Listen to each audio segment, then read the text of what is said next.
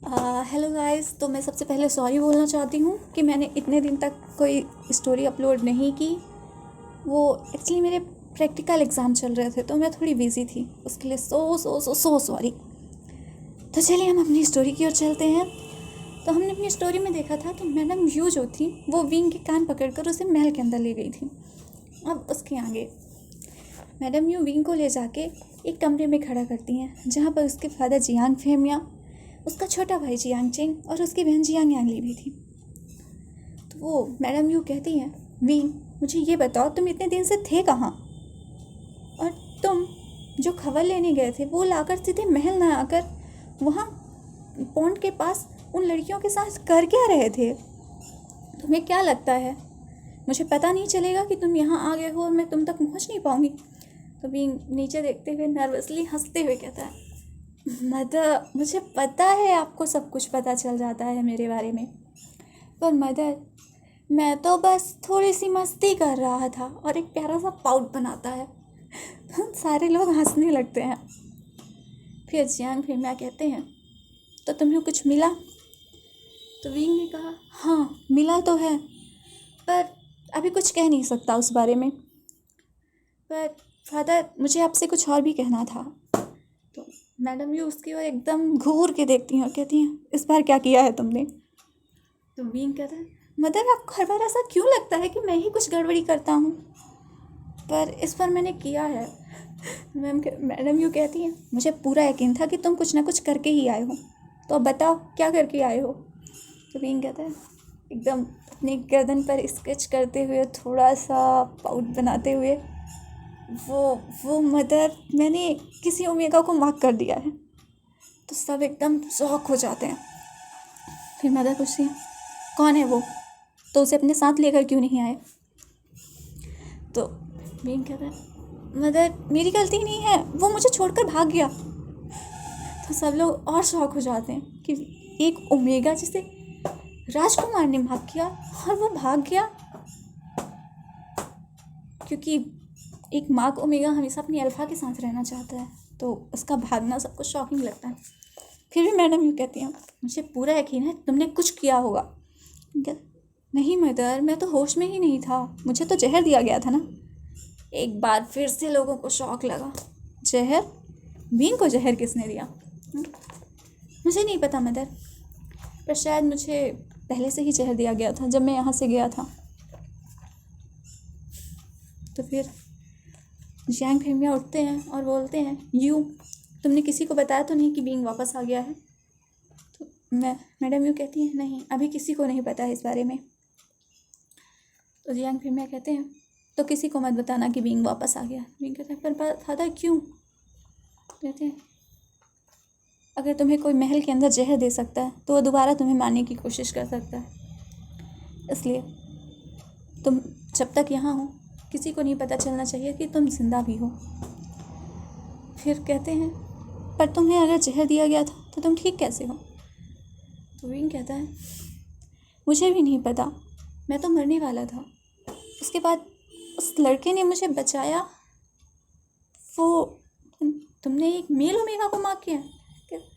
हाँ मुझे पहले लगा वो एक लड़की है, पर जब मैंने उसे देखा तो मुझे पता चला वो एक लड़का है।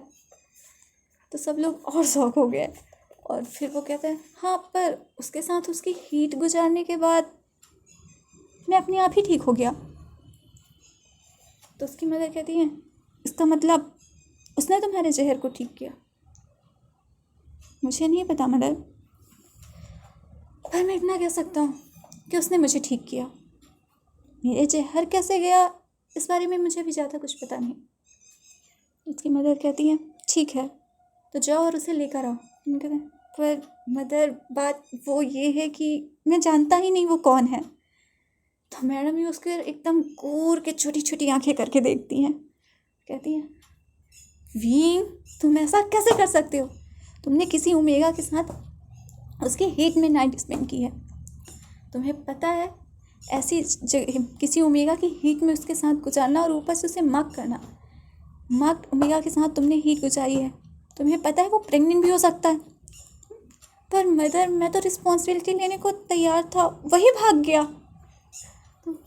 उसकी मदर कहती है उसे ढूंढो। तो विंग कहता है ठीक है मदर, मैं उसे ढूंढ लूँगा।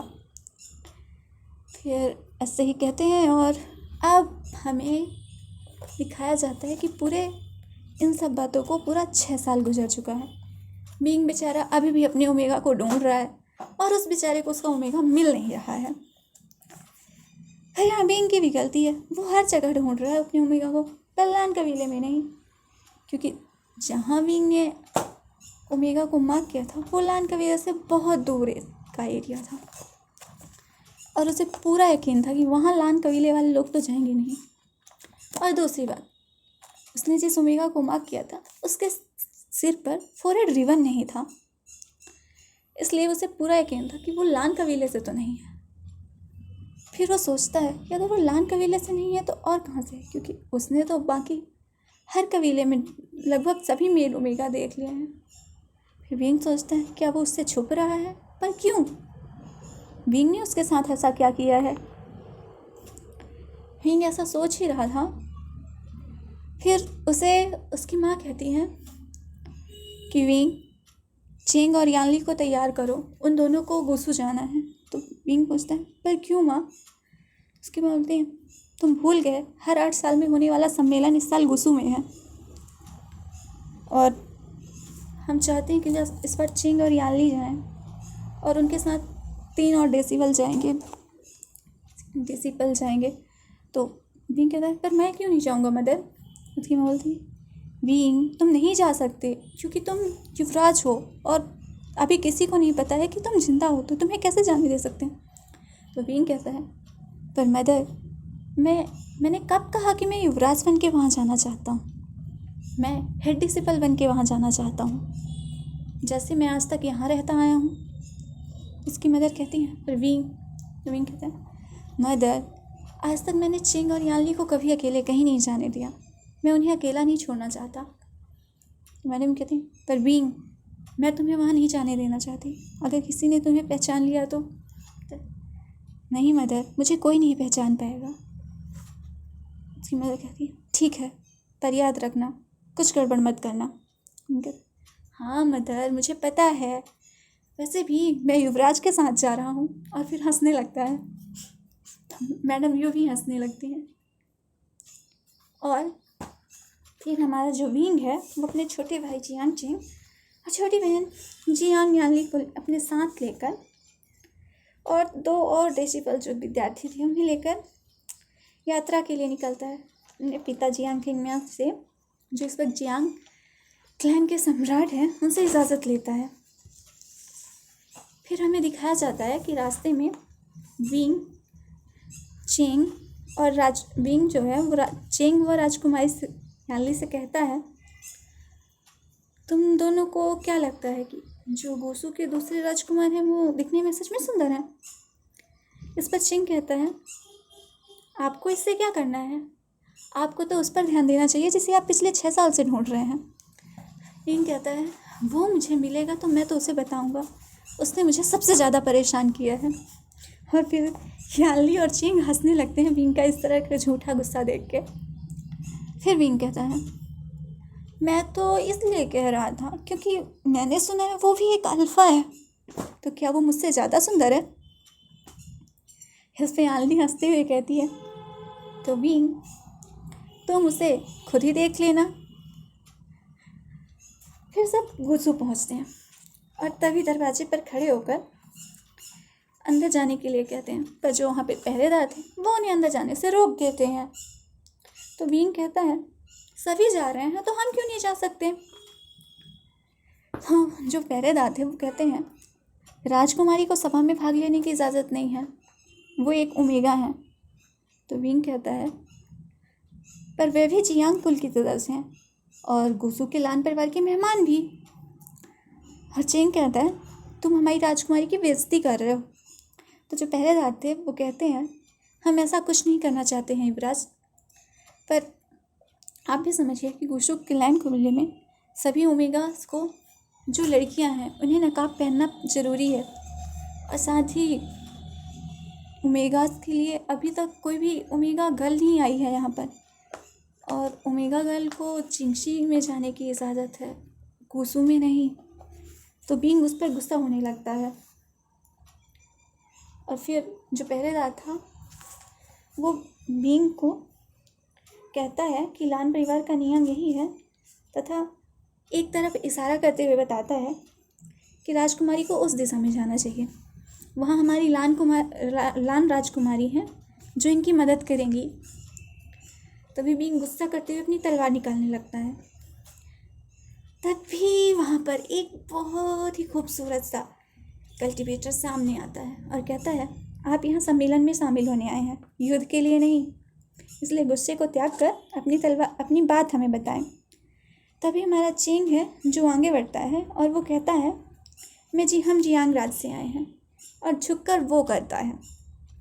तो वो जो लड़का था वो भी झुककर वो करता है और कहता है, मैं लान का द्वितीय पुत्र हूँ, लानजान, आपका स्वागत करता हूँ। बीइंग उसे देखता है और देखता ही रह जाता है।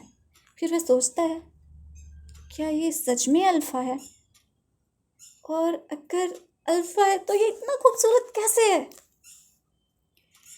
फिर एक नटखट से स्माइल अपने चेहरे पे लाता और बोलता है, मैं वे जियांग का हेड डिसिपल हूँ, वी वू जियान।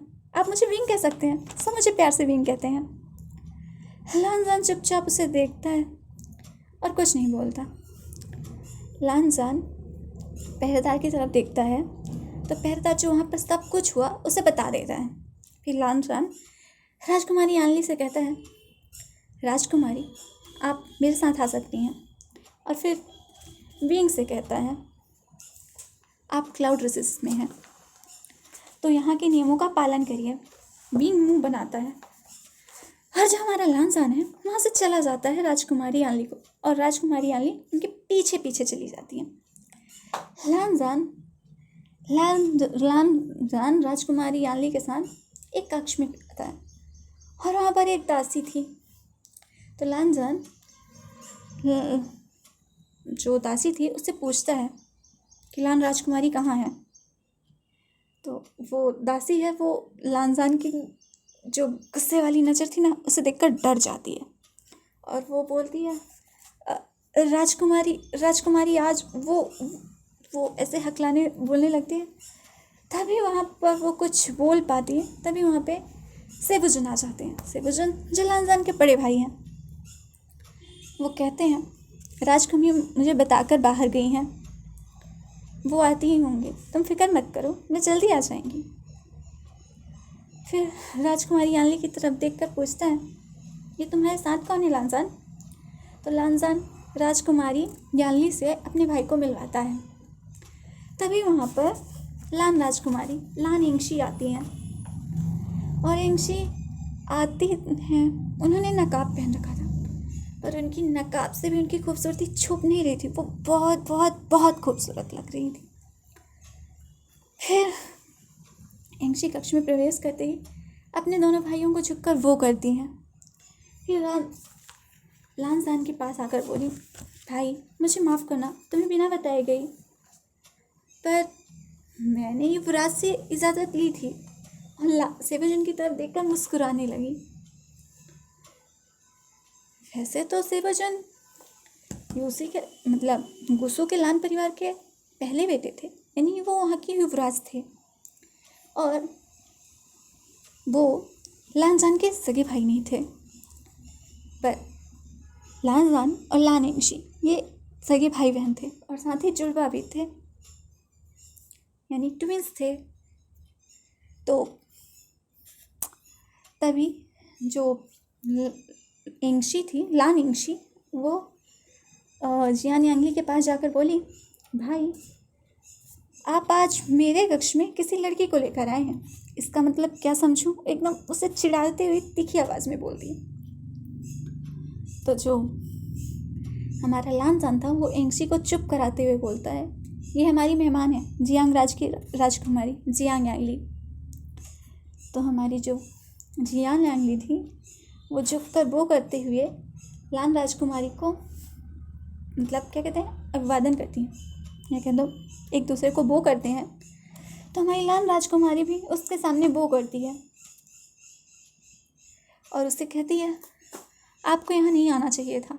आप लान के नियमों को नहीं जानती हैं और आप मेरे इन भाइयों को भी नहीं जानती हैं। ये बहुत सारे मतलब बहुत सख्त हैं, मुझे इस महल से बाहर नहीं निकलने देते, आपको भी नहीं निकलने देंगे।